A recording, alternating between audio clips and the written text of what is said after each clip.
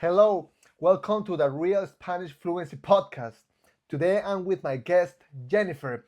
Jennifer, what made you decide to start learning Spanish?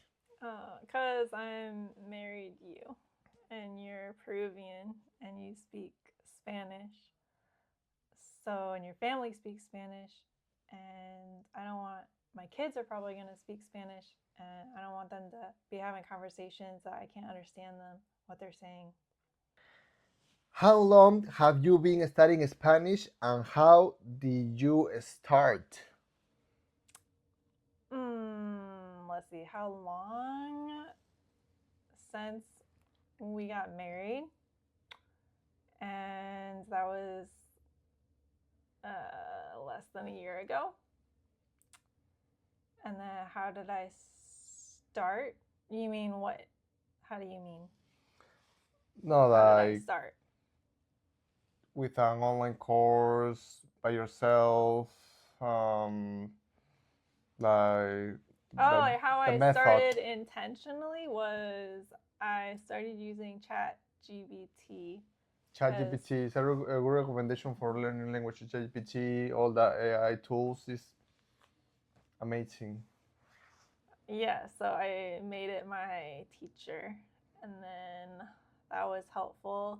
And then I joined a school community that was teaching Spanish and started learning that way. And yeah, I would just I would study on my own, and then I would also just listen a lot because you would be consuming Spanish content and music, and I would just hear it in the background.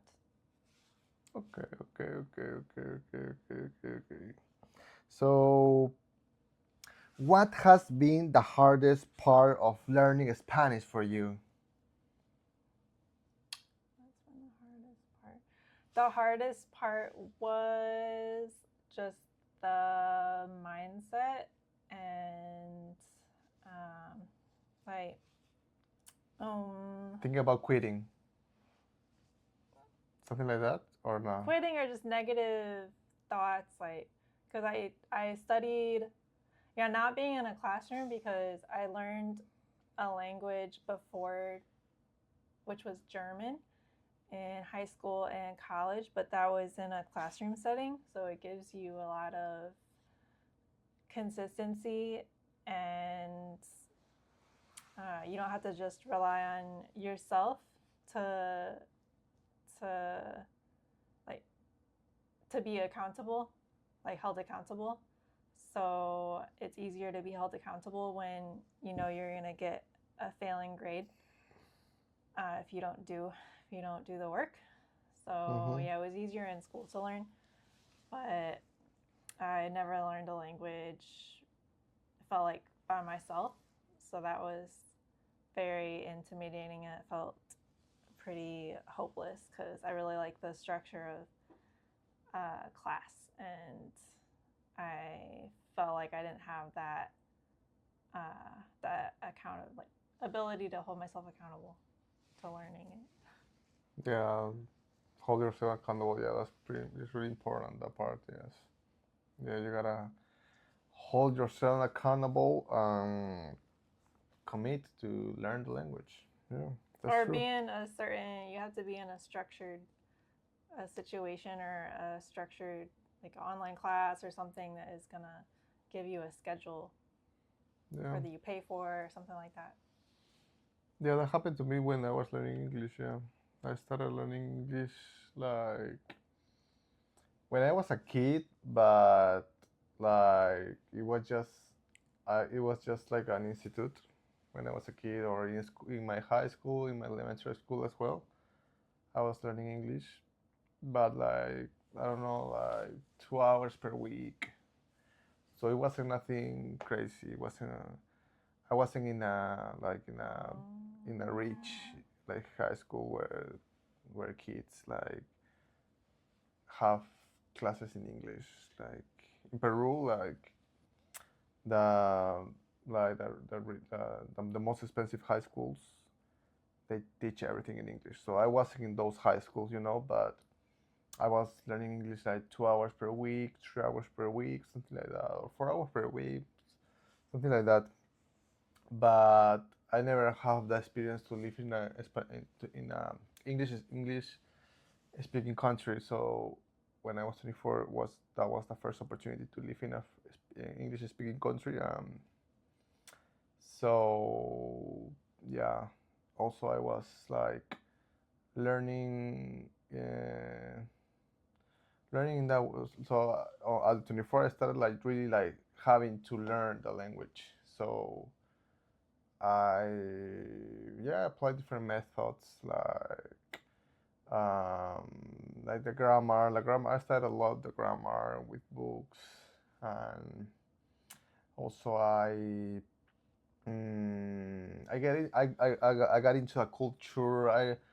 My mindset was like, okay, I gotta immerse in the culture. So like music, like movies, like series, Netflix, like podcast. Oh, podcast helped me a lot. Yeah, podcast. Yeah, that was the main.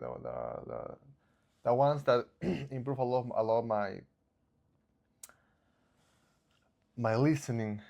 Because you can listen to a podcast when you drive, when you do like workout, so you can do that consistently. And there is a lot of podcasts um, in the English language. So yeah, like, and I apply different methods. Like also like singing also is also a good method that like a lot of people apply also the singing to learn a language also.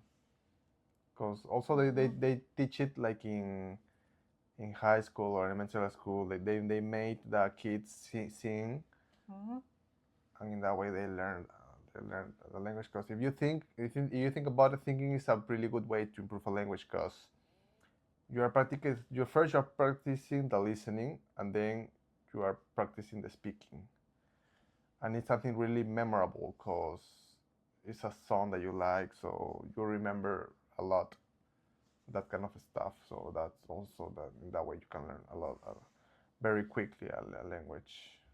Mostly improve your pronunciation for sure. So the next question: What um, was there a moment when you thought, "Whoa, I can actually speak Spanish now"? No, because it hasn't been long enough. I haven't been consistent enough. I've been mostly listening, but and learning things, but I forget a lot because I don't practice them in speech. So I just need a lot more practice actually speaking, which I found can be difficult to get even in like group classes online, because you get so many students in a class and you don't get a chance to speak very often. So that's been the challenge. Yeah, is just finding the right class or group setting where I get to practice speaking. Yeah, and I found it's harder to find something like that than you would think. That's cool. That's cool. Okay. How has learning Spanish helped you in real life, like travel, work, relationship, etc.?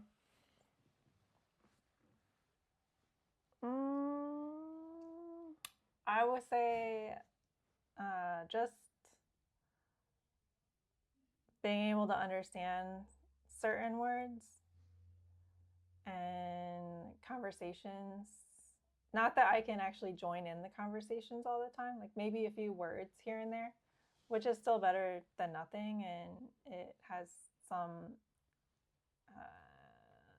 like provides a little stronger connection. Yeah, which is good.